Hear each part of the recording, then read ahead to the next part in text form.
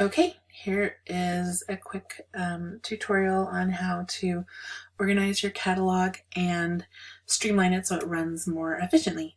So first of all, I've noticed a few people mentioning that they use the collections within Lightroom. I don't actually use collections. I actually go right to the folders. So when I import my images into from the cards into the computer, I import them onto an external hard drive, and then I navigate within folders into the what I call my clients folder on that hard drive, and then every client has their own folder separated out by their last name and then their first name. So like if they've had multiple sessions, they would have multiple folders within there. So each one of those sessions is a different folder, and then inside those, I'm super organized with my folders, but inside those would be the originals folder, which is where their images actually live.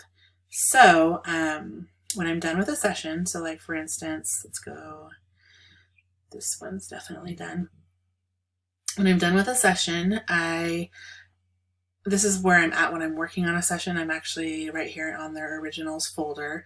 When I'm finished with the session, I go through and I pick my favorites using the P key on my keyboard. So P for pick, X for reject, and I go through and I cull through all of the images and then edit down to like just the favorites. So like here I can see, here's a couple of rejects, there's a pick, there's a bunch more rejects, and then some more picks.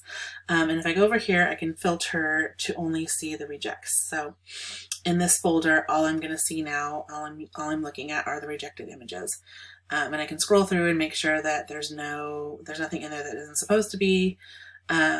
But like, as far as I'm concerned, once I've like rejected an image, I'm not going to show it to the client. I'm not going to keep it. There's no reason for me to have that raw file on my computer anymore. It just takes up hard drive space. So I just don't keep it. So at the end of editing a session, what I have already done with these guys is I actually first went in, picked all their picks, all the ones I'm going to show them. So that's their gallery. Exported those as high resolution JPEGs, like the highest that Lightroom will let me, and that goes into their folder in another folder. And then when I'm done with that, I've got all my high res JPEGs, and I unselect that. I select my picks. There shouldn't be anything in unpicked, like down here if you see, if I choose unfiltered or unpicked, unlabeled, whatever that is, there's nothing in there. They're all either picks or rejects. So rejects. So there's all my rejected images from the session. And then I'm going to go over here to right click on originals. That's not what I'm going to do. I'm going to right click on any of these images. Select all, right click, and then remove photos. This option is going to pop up and it's going to ask you if you want to delete all 619 selected master photos from disk or just remove them from Lightroom. It's up to you how you do this. If you want to save space on your hard drive, delete them from disk. If you're not going to use them, delete them from disk. Like, I have no reason to keep any of these. I've picked all my favorites. All the rest of these are rejects. So I delete from disk because that saves my hard drive space. So I'm going to go in and say delete from disk. It's going to take a second while it's processing up here. Boom, they're gone. Okay, so now I've got 87 images, which is still, that's a big gallery, but there's 87 in here. So now that there's nothing in rejects. If you filter down here on the bottom, there's nothing in unpicks. So I'm just going to select my picks. This is all of their gallery. I do want to keep the original raw files for these, at least for the time being. I've never really felt the need to get rid of raw files. So I will go up here on their folder under originals, right click on it, and export this folder as a catalog. This is like my backup catalog folder for just this session. And the reason I do that is if I need to go back and re-edit something in RAW, then I already have like the edits that I've already done in Lightroom. So it's easy for me to just reopen up that one catalog file and I can play with that based on like where, and it keeps all of the edits that I've already done. So I like that. I call these folders LRCAT. That's just what I call them. You can call them anything you want. And then you dial into like, here's my clients folder. This was audio, so they're all alphabetical, which makes it easy. Since they're all alphabetical by last name, I can find them easily. There they are. There's that session. And then I keep it in. So this is like the structure of inside a client's folder. So inside their folder, they have multiple folders for their different sessions. In the documents folder, I have like their contracts and things like that. But here, or like payment plan things, here is like my main folder. So there's like things I'm going to blog. This is what they order. The originals, that's all the raw files, print projects. And here I have like multiple, like if I'm working on designing like a proof book or a book or a canvas, those kind of things are all organized in there. This is just like a little side how I'm organizing my proofs. I've got my high res proofs. These are the lower resolution that I process down to post online if I'm going to show them in online gallery.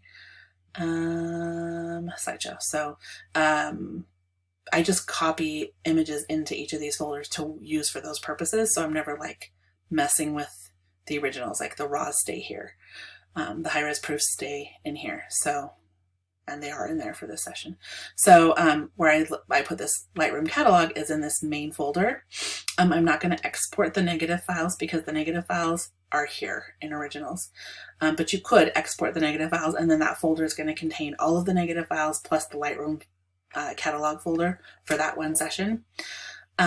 You could choose to build/include smart previews, which just speeds things up. If you have to reopen this catalog again, you'll be able to actually like go in when it loads up the catalog. The smart previews are already built rather than having to sit there and process and make the smart previews again. I don't find that necessary because I honestly very rarely go back to these raw files.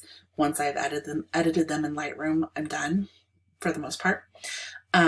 So I don't need that. I do include available previews. That's these little guys, like the thumbnails, but we don't need smart previews. And then, I'm getting text messages.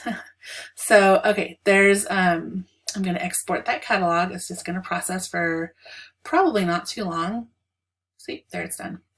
Every once in a while I get like an error message that pops up that says could not find preview for such like 11 photos or one photo, and it'll give you the file name.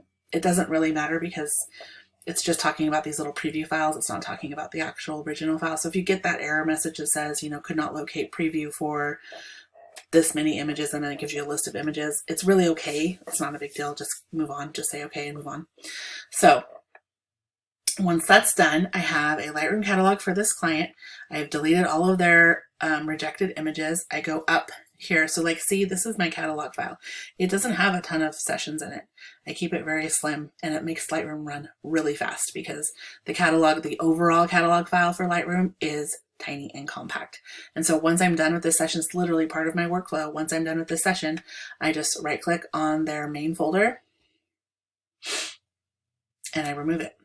It's going to ask me if I want to remove folder, volumes, blah, blah, blah. The PD15 is the name of this particular hard drive that I'm on. Contains 87 photos. It says, if you continue, these photos will be removed from the Lightroom catalog, but the folder and files will remain on the disk. Every time I do this, I read that and make sure that it still says the same thing. I don't know. I just want to make sure that it says the files will still remain on the disk. Yes, I want to do that. I don't want the catalog file in Lightroom anymore, but I don't want those images in Lightroom anymore, but I want those images to stay on my hard drive. So remove, boom, and then we're done. So then I have other sessions that I can work on, and it literally keeps, like, I try to keep this under 10 if I can. Sometimes I can't, but so there you go. And hopefully that's helpful. If you have any questions, like, I'm happy to help. I've taught on Lightroom before, and I've been a user since it was in beta testing many, many years ago. And I did write a couple books where I talk about my Lightroom workflow, so I'm happy to help anytime. Okay.